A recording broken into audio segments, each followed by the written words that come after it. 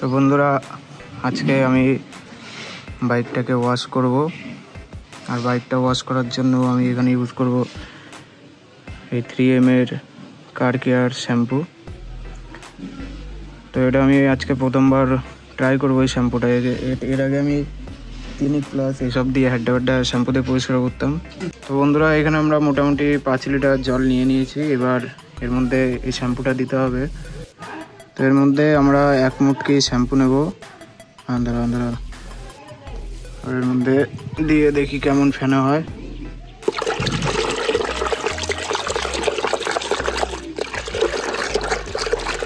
ভালো করে গুলিয়ে নিতে হবে এটা। এবার বাইকটাকে ভালো করে জল দিয়ে ধুয়ে নিচ্ছি, যাতে ওপরে পড়ে থাকা ধুলোগুলো সব সরে যায়।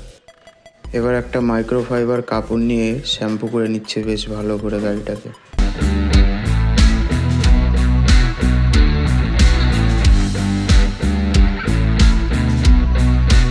বন্ধুরা, আমাদের গাড়ি মোটামুটি শ্যাম্পু করা কমপ্লিট। এবার জল দিয়ে দেবো। জল দিয়ে ধুয়ে নিলেই কমপ্লিটটা পুরোপুরি হয়ে যাবে। তারপরে আজকে পালিশ লাগাবো ম্যাগওয়্যারের আর 3M এর ওয়্যাক্স। অনেকদিন গাড়িতে পালিশ করা হয় না।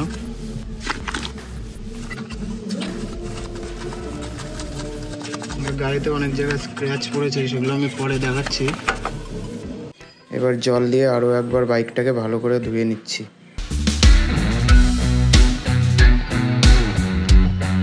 বন্ধুরা, আমার পরিষ্কার করা কমপ্লিট, গাড়ি মোছাও কমপ্লিট। এবার কিছুক্ষণ রেখে দিয়ে এখানে পালিশ করতে হবে। যে এখানকার যে স্ক্র্যাচগুলো দেখা যাচ্ছে কিনা জানি না, এই স্ক্র্যাচগুলো ওই পালিশ দিয়ে দেখি ওঠে কিনা।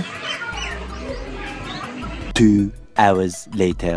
তো বন্ধুরা, এখানে আমাদের গাড়ি মোটামুটি পরিষ্কার করে শোকানো হয়ে গেছে। তো এখন আমরা ইউজ করব হলো এই পালিশটাই, ম্যাগওয়্যারের আলটিমেট পালিশ আর এই 3M এর ক্রিম ওয়্যাক্সটা। প্রথমে আমরা এই পালিশটা ইউজ করব। পালিশটা ইউজ করার পরে তারপর আমরা এই ওয়্যাক্সটাকে ইউজ করব। তবে আর বেশি দেরি না করে প্রথমে পালিশটা করে ফেলি। বন্ধুরা, এই পালিশটা ইউজ করার সময় সবসময় মাইক্রোফাইবার কাপড় ইউজ করতে হবে। তো মাইক্রোফাইবারের কাপড়ের উপরে প্রথমে পালিশটা লাগিয়ে নিই।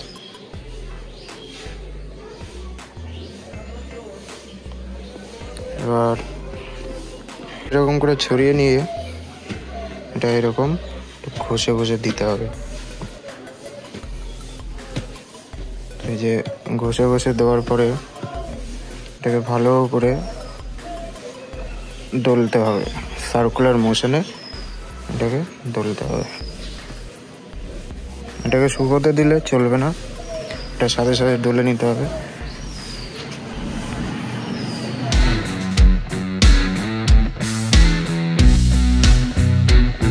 দেখো ফ্রেন্ড, কেমন চারপাশে কেমন একটা আপচা হয়ে গেছে ট্যাঙ্কের উপরে।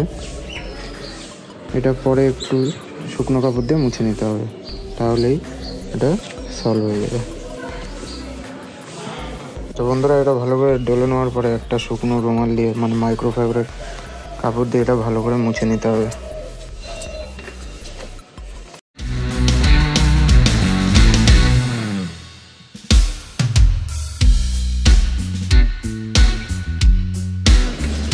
এবার ঘষে নেওয়ার পরে লুকটা দেখো, জাস্ট পুরো ক্লিন অ্যান্ড নিট। এবার যেটুকু জায়গা বাকি আছে সেটুকু কমপ্লিট করে নিই। তারপর আবার যখন ওয়্যাক্স করব তখন আবার। তো এবার আমরা 3M এর ওয়্যাক্সটা ইউজ করব।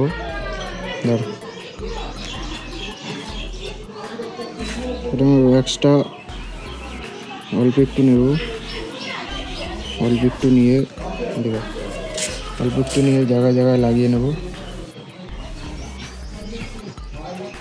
জায়গায় জায়গায় লাগিয়ে নিয়ে তারপর এটা রাব করতে হবে।